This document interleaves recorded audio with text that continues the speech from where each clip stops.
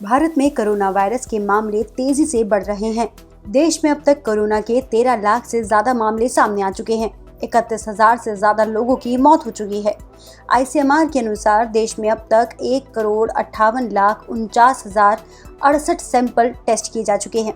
इस बीच देश में वैक्सीन बनाने का काम भी जारी है। भारत बायोटेक और जायडस कैडिला की वैक्सीन को फिलहाल अलग अलग राज्यों के 6 शहरों में ह्यूमन ट्रायल यानी इंसानों पर परीक्षण करने की अनुमति मिली है। ऑक्सफोर्ड यूनिवर्सिटी की वैक्सीन कैंडिडेट का जल्द ही ट्रायल शुरू हो सकता है।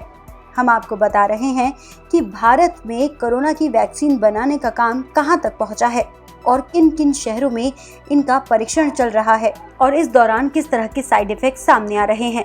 भारत बायोटेक और जायडस दोनों को ही क्लिनिकल ट्रायल के फेज 1 और 2 की मंजूरी मिली थी। दोनों ने ही 15 जुलाई को वॉलंटियर्स को अपनी अपनी वैक्सीन कैंडिडेट की पहली डोज दी थी। आपको बता दें कि संभावित वैक्सीन को ही कैंडिडेट कहा जाता है।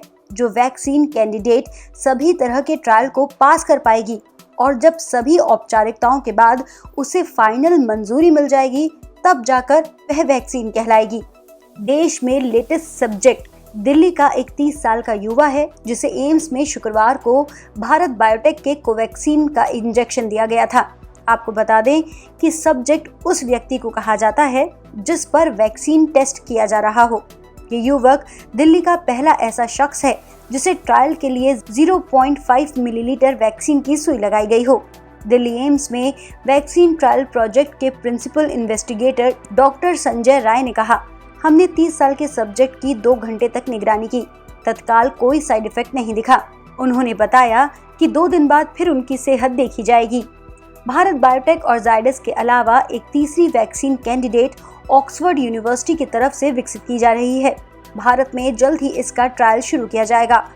ब्रिटेन की एस्ट्राजेनेका के साथ इस वैक्सीन के निर्माण के लिए पार्टनरशिप करने वाले सीरम इंस्टीट्यूट का कहना है कि जैसे ही भारत में उसे जरूरी मंजूरी मिल जाएगी वैसे ही ह्यूमन ट्रायल शुरू कर दिया जाएगा। गौरतलब है कि भारत बायोटेक की कोवैक्सीन का 12 शहरों के 12 अलग अलग अस्पतालों में टेस्ट होगा। भारत बायोटेक की कोवैक्सीन को ICMR और नेशनल इंस्टीट्यूट ऑफ वायरोलॉजी के साथ मिलकर तैयार किया जा रहा है। कोवैक्सीन का दिल्ली और पटना के एम्स, PGI रोहतक समेत 12 शहरों के 12 अस्पतालों में टेस्ट किया जाएगा। पहले चरण में 500 वॉलंटियर्स शामिल होंगे जिनकी उम्र 18 से 55 वर्ष के बीच होगी और जो पूरी तरह से स्वस्थ होंगे, जिन्हें पहले से कोई बीमारी नहीं होगी। कोवैक्सीन का ह्यूमन ट्रायल पहले ही हैदराबाद, पटना, कांचीपुरम, रोहतक, नई दिल्ली, भुवनेश्वर और गोवा में शुरू हो चुका है। इसके बाद इसे नागपुर, बेलगाम, गोरखपुर, कानपुर और विशाखापट्टनम में शुरू किया जाएगा। PGI रोहतक ने 20 वॉलंटियर्स को तैयार किया है। यहाँ 17 जुलाई को 3 लोगों को वैक्सीन की पहली डोज दी गई थी। पटना एम्स में 15 जुलाई को 11 वॉलंटियर्स पर कोवैक्सीन का ह्यूमन ट्रायल किया गया था। आपको बता दें कि अभी तक किसी में भी कुछ खास साइड इफेक्ट्स देखने को नहीं मिले हैं। पटना एम्स के डायरेक्टर PK सिंह वहां ह्यूमन ट्रायल की अगुवाई कर रहे हैं। उन्होंने बताया कि छोटे मोटे साइड इफेक्ट्स दिखे हैं, जैसे कि सुई की जगह पर त्वचा का लाल हो जाना, दर्द अथवा हल्का बुखार, लेकिन ये किसी भी वैक्सीन के टेस्ट में काफी नॉर्मल है। उन्होंने बताया कि जिन पर टेस्ट किया गया है उनके स्वास्थ्य पर लगातार निगरानी की जा रही है। पटना एम्स में कोवैक्सीन की दूसरी डोज 29 जुलाई को दी जानी है।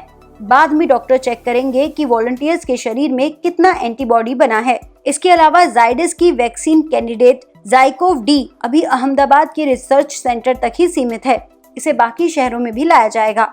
गौरतलब है कि दुनिया में 120 से ज्यादा वैक्सीन पर काम चल रहा है। इनमें 21 से ज्यादा वैक्सीन क्लिनिकल ट्रायल की स्टेज में है।